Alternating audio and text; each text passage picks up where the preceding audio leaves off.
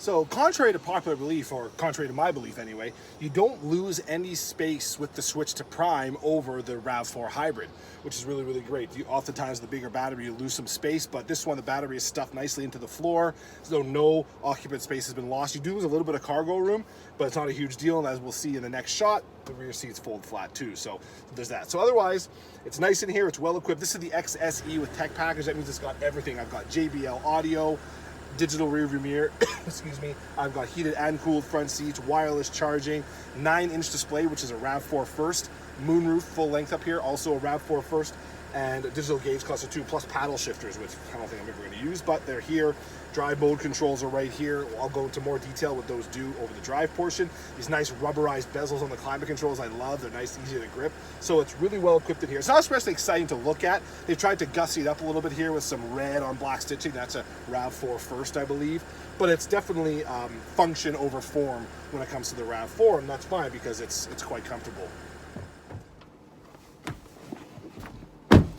So as is the case up front, rear seat room has not been compromised with this switch to Prime level for the RAV4, which is great. My knees aren't too hard up against the seat back here. You can feel it a little bit, but it's not too bad. Got my armrest here with flush mounted cup holders, so it doesn't bother me when I want to rest my arm there. I don't have a cup there. I've got 2 USB ports back here. I've got heated rear seats. I was surprised to find so much good stuff back here, actually, and there's nothing back here that tells me I'm in anything other than a regular RAV4, which is a really good thing. Plus, it's nice and bright in here thanks to this moonroof. So it's nice back here. Seats also full. Wasn't the case. Some might get upset about that, but they fold nice and flat. Even though there is all this battery trick on here, you've still got the flat folding rear seats to slide longer items through. So they've covered a lot of bases in the back seat of the RAV4 Prime. So here I am, folks, finally at the wheel of the much ballyhooed and eagerly anticipated or awaited Toyota RAV4 Prime, and I'm doing 100 kilometers an hour on the highway right now, and my energy monitor, my charge flow meter, is telling me I'm using 0 gas whatsoever. That's because the RAV4 Prime can run in full EV mode up to 135 kilometers an hour. Pretty impressive stuff. Perhaps not quite as impressive as the fact that thanks to its 2.5 liter 4-cylinder engine and 2 EV motors, 134 kilowatt unit on the front axle and a 40 kilowatt unit on the rear axle, this little family moving crossover makes 302 horsepower, which is a pretty awesome number. And not only that, that helps this vehicle get from 0 to 60 miles per hour or 0 to 96 kilometers an hour in 6 seconds. 6 seconds. That means this little family moving crossover vehicle, this plug-in family moving crossover vehicle, can make a 0 to 60 acceleration time that would be something to brag about for a muscle car guy back in the 60s or 70s. That might be not entirely accurate, but it's pretty close. It just goes to show you how far these EVs have come. The RAV4 Prime, in its most basic state, as soon as you turn the engine on, well, I shouldn't do that, there is an engine, is an EV vehicle. If you've got a charge, it's automatically an EV as soon as you start. It's EV and it's front wheel drive. Rear wheel drive becomes active only when the vehicle senses you need it. Say when you're going through a turn or when you're in slippery conditions, then the rear wheels get activated. So it's at its most basic form, it's a front wheel drive EV vehicle. No matter what you do and you have the charge, it will stick to EV mode.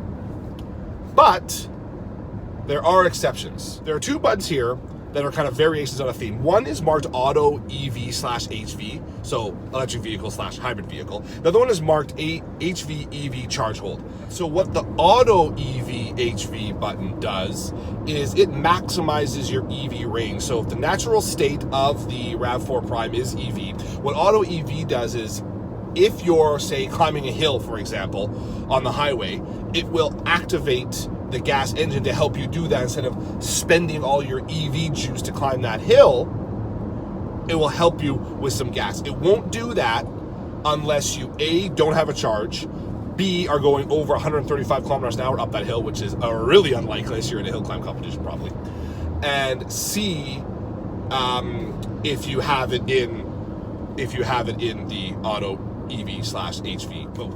I'm in that mode right now. You'll hear as I'm climbing the hill. Oh, you do hear it all right. Whoa, that's loud. CVT transmissions, man. Oh, man. Can't live with them, can't live without them. It's so loud. Anyway, it'll activate the gas engine to help you get up that hill and not have you spend more EV juice than you need to. That way, you can be using the gas when it's at its most efficient on the highway and saving the EV for when it's at its most efficient back in town. Remember, when you're stuck in traffic with an EV vehicle, if you're not driving, you're not using really any juice. Yeah, you use some for the accessories, but you're not using any for the powertrain. You only use it when you start moving. But when you're in a gas engine, unless you have an auto start-stop vehicle, which is A, jury out on how effective it really is, B, kind of not that comfortable because it's always starting and stopping, and this vehicle doesn't have that anyway. You are always using gas when you're idling, and that's a waste. So you want to save your EV-ness, if you will, for later. That's what Auto EV is for. Now, HV EV charge hold takes to another level. Press that, and it tells the gas engine, look, or tells the system the driver is going to want some EV juice. You do whatever you can to get him some EV power. So then it uses the gas engine to both power the vehicle and charge the generator to get some EV juice, which you also get, of course, from coasting, from brake regeneration as well. So it's got kind of all these bases covered, and it's quite smart and clever that way. And it's a little complicated on the surface, but once you get used to it, it's really quite simple. And so now what I'm going to do, I'm going to see how many kilometers I'm going to get back as I drive down the road. So I'm at 45 kilometers right now, and I've got 16 kilometers left on my EV charge meter. When the engine is going, oh man, you can hear it. You can definitely hear it. The engine, coupled with that CVT transmission that it has, which are always kind of louder, you can really hear. So kind of a bit of a shock to the system for this vehicle because it's so quiet otherwise, that and then when you get the engine going, like you just heard probably if you listen. it's definitely a pretty, it's a bit of a sensory overload. Lots of it extreme, but anyway, so here we go, and so we're gonna watch this, and yeah, and I've driven a kilometer. I was at 45 for, now I'm at 46, and I've gained a kilometer of charge back. So 1-to-1 ratio so far on the highway here. So that's kind of cool. It's kind of cool. And I bet if I wasn't stressing it so much, I'd probably even do better. So that's a nice feature to have. The rest of this is very RAV4. I mean, it's quiet, it's smooth, the steering is responsive, it's not nervous, which is great. I don't like nervous steering wheels that make me constantly adjust as I'm trying to drive down the highway in a straight line. That bugs me. Probably bugs most people. But this has all that. The only thing is, I feel like I'm sitting really high, and I don't know, does the EV battery, which is mounted in the floor for a lower center of gravity, this actually has a lower center of gravity than does the RAV4 hybrid, does that battery sitting in the floor force the seats to be mounted a little bit higher? Because I feel like I'm sitting really high in this, and I can't go any lower. I'd have to jump out of this and jump directly into a RAV4 hybrid to know for sure, but it feels like on the surface right now that I'm sitting a little bit higher than I might be otherwise in a non-PHEV or a non-prime RAV4. But yeah, the handling, like I said, because it's got lower center of gravity, very little body roll, takes you through turns nicely, keeps the body nice and level, which is wonderful for occupant comfort, helps with motion sickness, and all that kind of stuff. That's what you want from a vehicle like this, which is going to be doing road trips. Let's be honest, I wouldn't say a full EV vehicle is going to be a road trip king. It won't be unless you're in a Tesla, but even then, I feel like most Tesla owners, as much as they would hate to admit it, they get nervous too they get range anxiety on road trips. Not so much here, because you've got the safety net of the gas engine. So for a vehicle that will be used for road trips and family holidays, it's important that you have a comfortable drive. Absolutely. So there goes the engine kicking in as I accelerate up a steep hill. So works well, Toyota, although I'm sure Toyota knows that. Yeah, so really quite well thought out, and you can see why people are pretty excited, pretty jazzed for the RAV4 Prime. So I've got the new to the RAV4 moonroof open here, the full-length moonroof, which is nice, a little bit airier in here. It is a dark cabin. Obviously, there's a lot I like about the RAV4 Prime. There's lots to like about the RAV4 Prime. We talked about the charging. I did mention, though, that you could charge it on a level 1 or level 2 charger, 120 or 240Vs. There is no fast charging capabilities. Very few, if any, and correct me if I'm wrong in the comments, PHEVs that I know available today have a fast charging capability. I don't think any do. So you're looking at about 2.5 hours from 0 to 80% on a level 2 charge, and overnight on a level 1 charge, as is the case with most PHEVs and EVs. So you want to keep that in mind. So we talked about the charging, we talked about the range, we talked about the fact you don't lose any passenger space over the hybrid in here with the switch to Prime. Lots to like it here, driver aids and so on. Really nice. But it's not all gravy. I talked about how I wish the 4-cylinder motor, when working on its own, didn't sound kind of like an old fat uncle trying to get off the couch.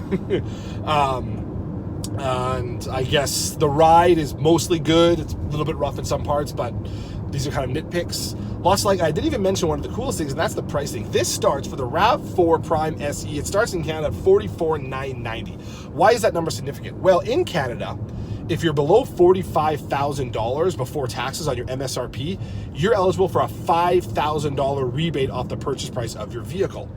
If you go over that, you're no longer eligible. So this is eligible. They could, I guess, gone to $44,999, but they decided to be nice and save us an additional $9. So that's great. Coupled in BC, not to mention, you also get a $1,500 BC provincial rebate as well. So you're looking, and they can be combined. So you're looking at $6,500 off the purchase price, which takes you below 40 grand. Throw in the savings you get up not having to fill up for gas that much, and this is a really good buy. And also in Quebec, il y a aussi les rebaits en Québec. Je ne sais pas combien d'argent pour les rebaits sur les véhicules électriques en Québec, mais mes amis québécoises peuvent me dire dans les commentaires en bas. So it's really quite a good buy. The thing is, things are really only a good buy if you can actually buy them. And right now, if you haven't already ordered your RAV4 Prime, you can't buy one right now. I had some friends try to get one. They ended up having to settle for, well, settle, still a good vehicle, the RAV4 Hybrid, because the Prime, they were told by their dealer in Vancouver that it wasn't going to be available for another year, if they're lucky. BC's getting these now. Quebec's had them since mid-August. The rest of Canada sometime in 2021. They're being built at a single facility in Japan. Most of, if not all, of the North American RAV4s, the non-PHEV ones, the non-Prime ones, are being built in Ontario, but this one isn't. I guess they've got specialized facilities in Japan where they can build these, and so availability is limited. So that's a bit of a downside, which is too bad. But if you can keep, hold on to your current CUV or hatchback or whatever for a little while longer until you can afford one of these, I'm quite certain you'll be very happy with your buy of your RAV4 Prime. That's it on this review for now. Thanks for tuning in. If you haven't already subscribed to the channel, please do. If not, no hard feelings. You can follow me on Instagram at DanTheWheelman and on Twitter at DanTheWheelman as well. Also look for the full review and pics of this vehicle on Vicarious Magazine or vicariousmag.com as well. So thanks for watching, and until next time, sayonara, folks.